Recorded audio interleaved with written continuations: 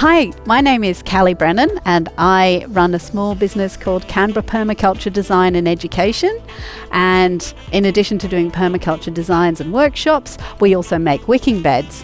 I've been making wicking beds for about 9 years now and experimenting with different types, big and small. Behind me, I've got some plants growing in the wicking beds we have in our front garden, and I'd like to just show you how a wicking bed is put together. So a wicking bed is very like a self-watering plant pot in that it has a reservoir of water at the bottom, and then you grow in the soil over the top of the reservoir.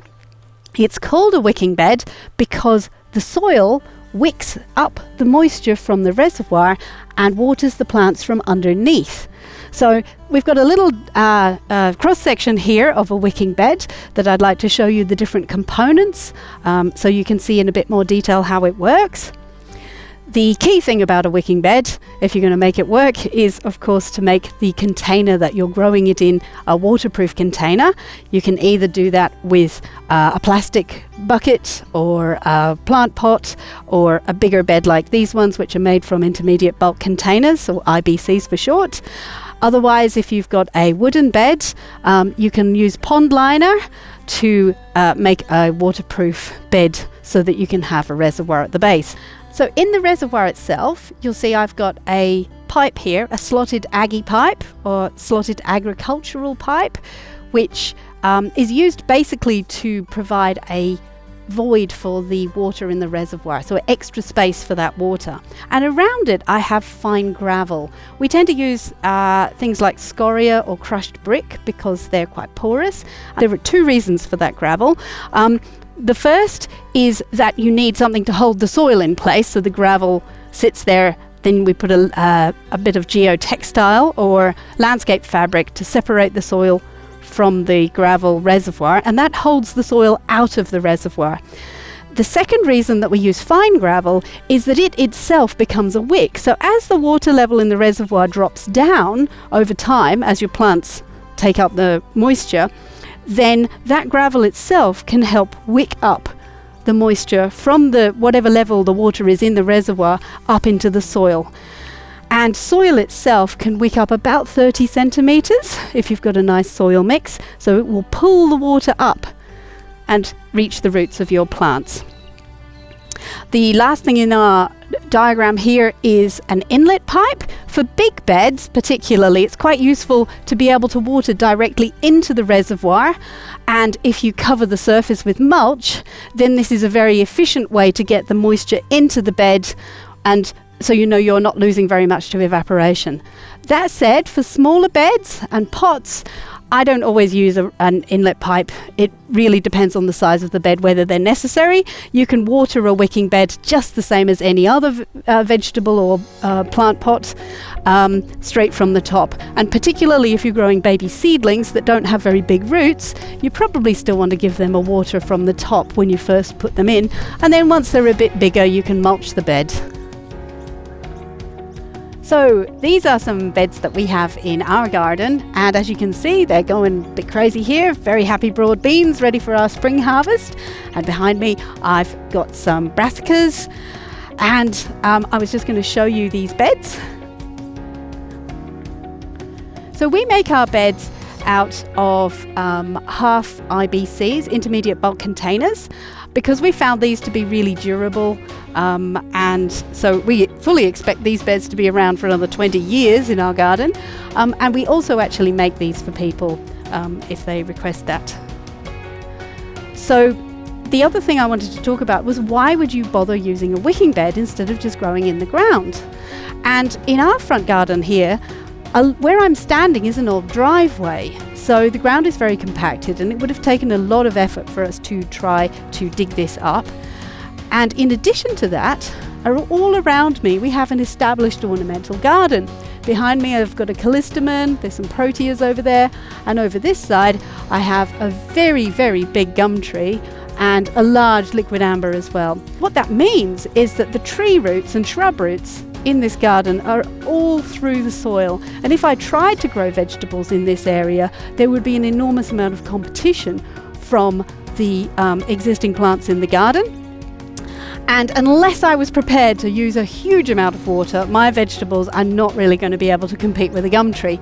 So instead, using these beds in this location means that I can get a high productivity, a high yield out of my garden, whilst still enjoying the ornamental garden around me. And in fact, by juxtaposing what is essentially two different ecosystems, a forest ecosystem of an ornamental garden with more of a grassland type ecosystem, which is where vegetables originally come from, what we end up with is we use some of the benefits of the existing ornamental garden as habitat for useful insects, which then keep my pests at bay.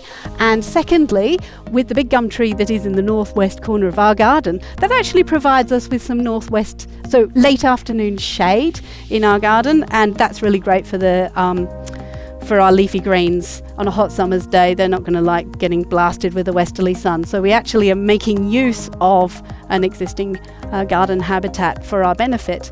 And in turn, when we've watered these beds, when they overflow, the water that flows into the garden is nutrient rich and then feeds the ornamental garden. So I hope that helps explain why we're so excited about wicking beds. Now I'd like to go and show you how to make one yourself. Okay, so here we are in a place in the garden where I'd like to put a new wicking bed, and down here we have a half barrel. So you can buy these barrels very cheaply, second hand. This one, you can see there's a little sign on the front that says it used to contain caramel. So they were used to contain food products and shipped around the world. And all I've done is I've cut this barrel in half. And this was the top section, so I've also siliconed in the two bungs where the lids would go so that we don't leak. And I've made a little outlet hole about a quarter of the way up the side, which I've just sealed with a top hat grommet to make it look quite pretty. And what I'm doing is I'm putting it here in a rather difficult bit of the garden where it's not that easy for plants to grow in the soil. We have a lot of competition behind us and quite a bit of shade. So there's roots from all of the shrubs and trees behind me in the garden bed. We have a little quince tree which isn't doing too badly. And what I'd like to do here is I've put the outlet of my wicking bed so that any water that flows out of here, any nutrient-rich water that flows out of my bed, can flow in and feed the roots of this little quince and give it a little bit more of a boost. The plan with this bed is to put some pretty flowers in so that we've got something nice to look at in this part of the garden. Okay, so I'd also like to show you the components that go inside the bed. So the first thing that we need to put in the base of a bed is something to store water in, something that will create a void for the water. This, in a bed like this, I'm using some slotted agricultural pipe, and the great thing about this is because it's got little holes all the way up the side, the water can flow into this pipe but then disperse freely throughout the bed from the sides of this pipe. So what I'm doing is popping this in to make our void. Now if you were using a small bed, you could probably get away with a small flower pot and turn that upside down. But in a big bed like this, agricultural pipe is a bit cheaper. So I can show how that looks. I've just basically wedged that down in the base of the bed. And the other good thing about most agricultural pipe products that I've found is that they're also made from recycled plastic. So that means that this bed is a recycled barrel, and I've got recycled plastic going in to the void. The next thing we need for a bed this size is an inlet pipe. Now this is a bit of stretch drain, something you can buy in hardware stores, and I like it because it's flexible. And what I do is I poke in my bit of stretch drain pipe into the agricultural pipe. Now the reason I do that is that if I want to water from this inlet pipe, I can then let the water flow very easily through the agricultural pipe. Now remember, because this is slotted, the water is flowing through the sides of this into the reservoir as well. But this just means that I have an unimpeded entryway for the water to go in the bed. Once the bed reaches the outlet hole, then of course the water will outflow there, so there's no chance of the bed overflowing. To avoid it falling over, I'll just hook it over like that. Okay, so here we have some gravel that I'm going to use in the wicking bed, and I wanted to just give you a quick look at this. This is called scoria. You can pick this up in hardware stores and also at landscape centres. Scoria is a kind of volcanic rock, and we like it because it is slightly porous, and that means that water doesn't just wick around the outside of the gravel, it actually wicks up through the inside. A bit like if you have ever had rising damp in brickwork and things like that. Some rocks are porous and that suck up the moisture through the middle. So in terms of the best rocks to use, we recommend scoria. We also recommend things like crushed brick and crushed terracotta because they're also porous. It's at a push, you can probably get away with using something like roads, they're called screenings, or blue metal. They are a bit less effective at wicking. You will still get some wicking action around the outsides of those pieces, and if you do have some of those, then we recommend using pieces about 5 millimeters in diameter, no more than that. This scoria that we've got is a rather unusual assortment of different sizes. Usually it comes in about 10 to 20 millimeter sized pieces, and we would recommend around the 10 millimeters is probably best. Alright, so now I'm going to move this scoria and put it into the reservoir.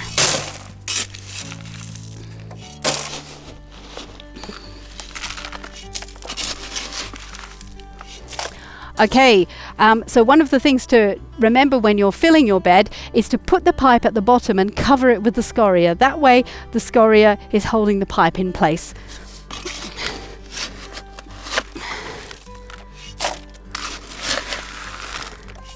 And then what I try and do is make it as level as possible.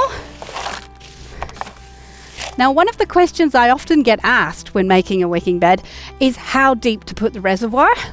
Now, technically, the reservoir only needs to be as deep as the bottom of the outlet, because that's the maximum water level that it will reach before it starts outflowing. That said, a little hack that might help you is to make sure that at the outlet end, you bank the gravel up just a little bit higher, and that's because if you ever get a blockage, you can then poke a stick in and just jiggle things around without damaging the geotextile that you're laying on top. So that's what my recommendation is. Now, if you're not sure what level to get to, this is the point where we can test the bed and we can put some water in and then see what level the actual reservoir reaches. So that's what I'm going to do now, is fill the bed with some water. Another thing just to be aware of, depends on the brand of scoria or other rocks you get. This particular brand seems to have a bit of mud on it, so I actually want to wash this through before I put my geotextile on. So if you find that your bed seems, your gravel has a bit of, is not as clean as you would like it, don't worry, you can still use it, but you just want to flush that through the system before you cover it up with soil. So at this point, whoops, I'll start filling up with the hose.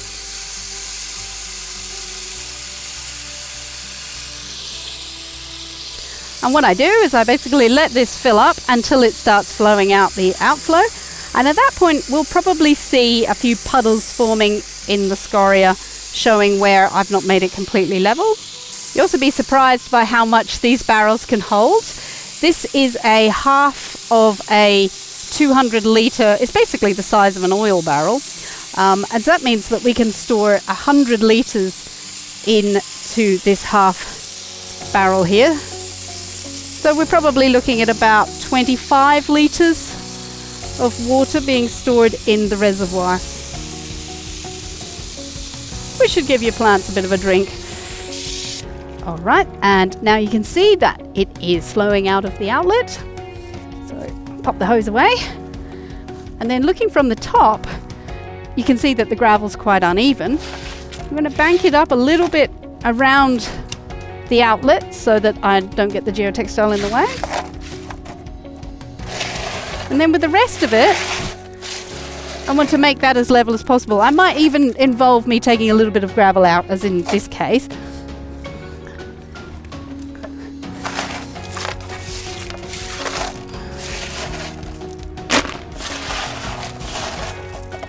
I'm just going to put this hose back over like that just to keep it in place. When I put the soil in, I'll be able to keep the put the pipe exactly where I want it, because the soil will hold it in place. But for the meantime, I'll just keep it out of the way with that. Then you can see a little bit of the Aggie pipe there. I should mention, of course, if you can put your bed on a level surface, all the better, because you want the same depth of water all the way around. A bed on a slope, you'll have a deep section of more reservoir on one side than the other, and obviously the plants won't be as happy. Okay, so now the reservoir is full with water and we've got a nice even level on it. The next step is to put some geotextile or landscape fabric in here. So I've just cut myself a little square and I'll lay that in. Now, geotextile is basically like non-woven weed mat. All we're using it for is to stop the soil from getting into the gravel. We use a black coloured one because it's UV stabilised, just in case you have any little corners sticking up. And the other thing to notice is that I've just pushed it around the pipe. It's not the end of the world if a little bit of soil gets into the base. It's not a problem. We're just trying to keep most of the soil out of the reservoir. So after this, I'm going to put in a mixture of some compost, a little bit of our garden soil and some paving sand, because paving sand is particularly good for making a nice structure to the soil, and it also wicks really well. So I'll just pour those in now. Here's a bit of paving sand. I'll pop that in first.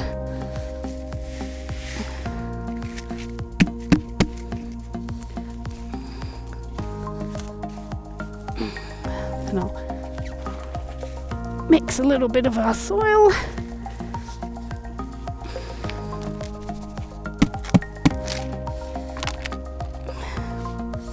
Now, in terms of the soil mix, don't use all garden soil. Canberra soil is so heavy clay that you would turn this into a mud pie rather than a wicking bed. So if you're doing a small bed, some potting mix is great. If you've got a lot of bedding, a lot of wicking beds to make, then you might want to use a mix of your own compost. Oh, look, there we go. There's a nice worm. A tiny bit of garden soil is okay. And paving sand is really good for structure. Things like coconut fibre, that coir that you can buy in the shops, is also good for structure. But with that, just remember to use a fair bit of fertiliser, because there's no fertility in that.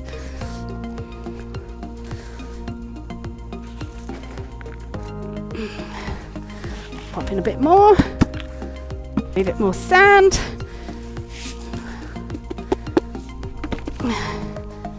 And there you have it. Just mix that through. And then it's ready for planting. Okay, so this is now ready to be planted. And a couple of tips for that. If you're planting seeds or seedlings, you probably want to give them a little water from the top until they get established, because their roots are not going very deeply into the bed. And as I mentioned earlier, water tends to only wick up through soil about 30 centimetres. So just water it from the top like a regular bed. And if you're planting a bigger plant that's got deep roots, then feel free to go straight to using the inlet pipe and you can mulch that bed. Now, if you need some step-by-step instructions, then go to the floriadeaustralia.com website and you'll find step-by-step instructions on how to make a wicking bed there. And if you'd like to see some videos of how we make wicking beds from intermediate bulk containers, IBCs, then please visit our website, and that's canberrapermaculturedesign.com.au. So thank you for watching. I hope that this was useful and you learned something about making wicking beds. And thank you for watching Floriade Reimagined.